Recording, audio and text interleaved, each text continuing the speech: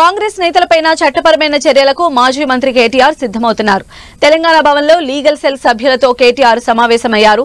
తనపై అనుచిత వ్యాఖ్యలు చేశారంటూ మంత్రి కొండా సురేఖ, కేకే మహేందర్ రెడ్డి, ఎన్ఎం శ్రీనివాస్ రెడ్డికి ఇప్పటికే కేటీఆర్ లీగల్ నోటీసులు పంపించారు. ఆదివారం వరకు తనకు క్షమాపణలు చెప్పాలని కేటీఆర్ డిమాండ్ చేశారు. కాంగ్రెస్ నేతలు స్పందించకపోవడంతో చట్టపరమైన చర్యలకు కేటీఆర్ సిద్ధమవుతున్నారు.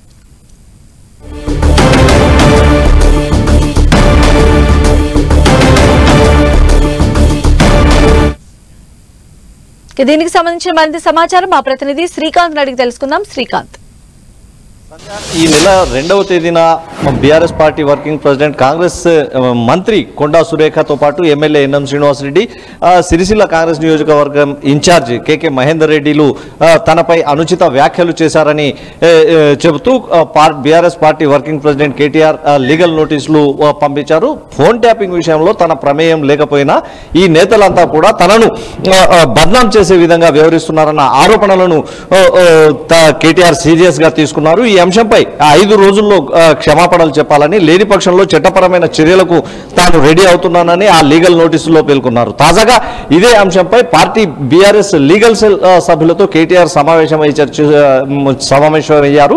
ఈ సమావేశంలో చట్టపరంగా ఈ నేతలపై ఎలా వ్యవహరించాలన్న అంశంపై లీగల్ సెల్ సభ్యులతో చర్చించి తదుపరి చర్యలకు కేటీఆర్ రెడీ అవుతున్నారని చెప్పుకోవచ్చు. సంధ్య, వీరందరికీ కూడా పరువు నష్టం కేసు, ఈ నేతలపై పరువు నష్టం దావా కేసు వేసే అవకాశం ఉన్నట్టు మనకు తెలుస్తుంది. అయితే పూర్తి వివరాలు కేసు వేసే ముందు కానీ స్పష్టత వచ్చే అవకాశం లేదు.